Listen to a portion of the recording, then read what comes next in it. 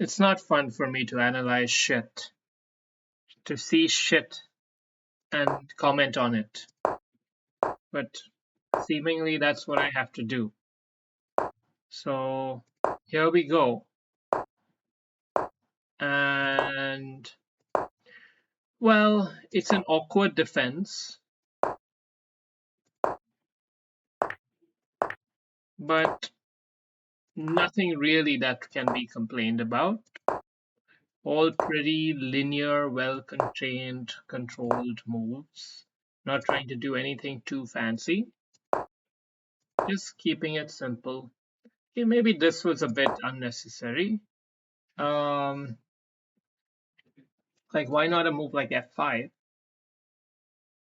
followed eventually by knight f6 perhaps, or even trading the bishop. Because this queen is sort of out of play here. By moving up here, you're kind of creating this hole here, which I'm not sure is so good. So in general, when you got two pawns like this, they're pretty nice like that. And moving a pawn like this and getting into this kind of this type of structure is generally fairly defensive. And here you don't need to be because his queen is offside. So now we're in a relatively even position, and now you make the right pawn break. This is a pawn break. The pawn break plan is the main thing. Now there's a lot of dilemmas here over whether you should be taking this knight instead of playing this kind of move. And I say you should be taking it.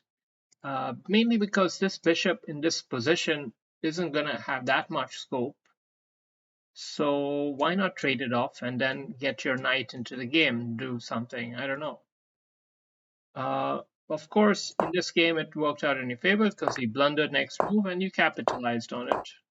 So all really good, trading off simply. En passant, well done. Trading off the rook, well done. Developing normally, trying not to be too hasty. Get your rook in the game, nice. And here I think you probably have a tactic. You probably can take this pawn. Because if he takes back, you take back. He has to take with the king and then you win the knight. So, just apply yourself. When you have a good position, then just calculate it. Just do the work. Don't wait for the magic to just fall in your lap. Do the work of calculating, thinking, and then executing. Don't dancing around like dancing. You're not a great dancer, so don't.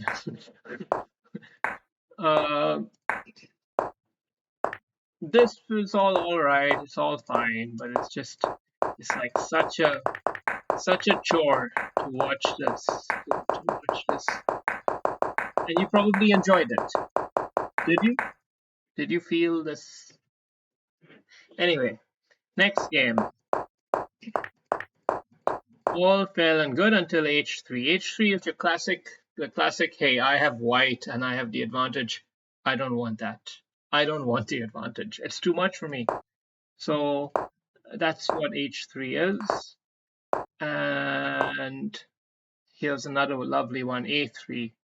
I mean, moves like a3 would make a bit more sense in it's very unlikely that it's going to have a purpose. Right off the bat, when you see knight c6 and you see this pawn right here unconnected from the c pawn, this pawn is a bit of a weakness. He's not defended by his own pawn. So this kind of pawn structure, if that's what you're aiming for, is probably not optimal anyway. But that's a relatively nuanced point nonetheless. Here what we have is some good action building in the center. All in all, your opening has gone superbly, but now it's time to execute. Time to win the game here. You've got everything. You've got everything going for you. You just need to figure out the killer blow. And I get it. It's not so easy to figure out the killer blow. This bishop's here. This is here. This pawn, however, is the piece the piece to dislodge is this pawn. He's not defended with c6. So a move like c4 here really unsettles the whole board, because you threaten to capture and he can't capture because then his knight becomes undefended. But of course, you're not thinking like that. You're not thinking. You're thinking, you know what? I played h3, I played a3, and I let you come in the middle, and you deserve it. Hey, you got your knight in the center and you deserve it. I'm going to respect that. I'm not going to try to dislodge your central knight. It's yours. And so we're playing this farcical situation, and of course, when you move the pawns of your king side forward, you're asking for trouble in the long run, and a trouble we do get eventually, don't we? But this pawn structure is not trying to do anything. It's just trying to keep a safe your half of the board queenside. And now we see the flutters coming in, the real shackle to kill. Nice mate from your opponent. Anyway, next game.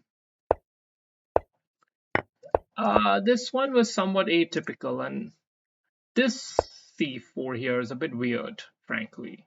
I mean, why wouldn't you just simply take it? Keep your pawn structure and everything simple and orderly, and take the extra pawn.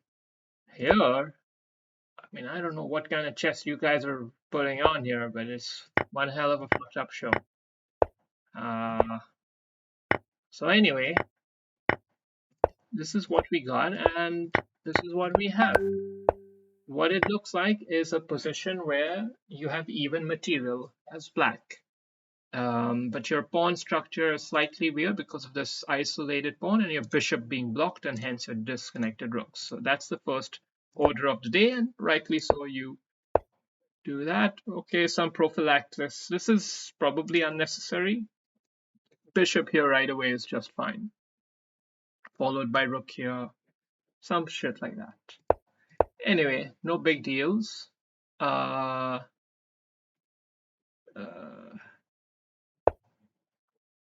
have we have the analysis here. Okay, so we can even see b4 is not so great. Yeah, b4 is not so great. In a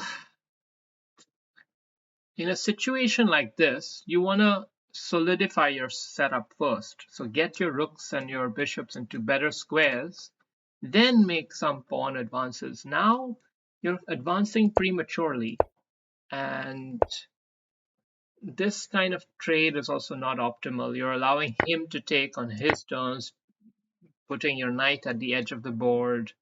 So these minor edges, they add up, they accumulate gradually. And of course, here's the main tactical shot on your undefended rook, unconnected, no longer applicable, but still. This move would have made sense if you had a rook here, but you don't, and now you overcompensated with this knight attempt trick thing, and now it's just a bad finish here. It's just nothing much to see, just blah blah blah. And then we have the last game. All is pretty solid. It's a tough opening. It's an intense position, but now you have a good advantage here. This is an excellent move. I love it when you don't react to the opponent's move, but you think of your own approach. That's good. Not always, but it's good. And this is nice. Attacking the right squares, and you got the thing, and now you're under a bit of attack. Fine, you extra defended it with the queen. Probably not optimal. Maybe simply right here would be okay. I don't know. But now this awkward situation has arisen, and you played the cutesy move. Oh, I don't know if cutesy is correct, but a little too clever. This knight is golden here. You're winning a rook. That's what you're looking for. You're not looking to, of course, now you're worried. Like, you can't move your queen here because of the queen. You can't move your queen here or here because of the bishop. But you can move your queen here. You can move it there. And that's the best move. So that's the move you should have played, because here you enter into this situation and you have to always see the follow-up knight jump. Follow-up knight jump is critical to see. What's your follow-up? You don't have another rook to eat from here. So that's how you calculate these double-edged setups. Look, even with a pawn, oftentimes a pawn can go like this, like this, like this, eat up pieces, and you got to see the whole chain. All right. So fine, you got the rook after all, and it's a tricky situation, but somehow a little bit even, and maybe you can do it. This is a nice idea to try to win that. He's made it double-edged now. Now, can't we just calculate what would happen if we take this? What would he do? I guess he would take this, you would take this, you would take this. And you should win this game, or it's a draw. You have to make sure you get your knight out of hell, but that's it. But you reacted. This reaction here, well, maybe you thought like you still have the aces up your sleeve. Fine, I understand. Made in paradise in America and never through the traits of law. And you didn't need a friend like me. Now you say, Ashwin, analyze my games. But you don't ask with respect. You don't even think to call me the Grandmaster. So, alright, there we are. There's a lot of work to be done.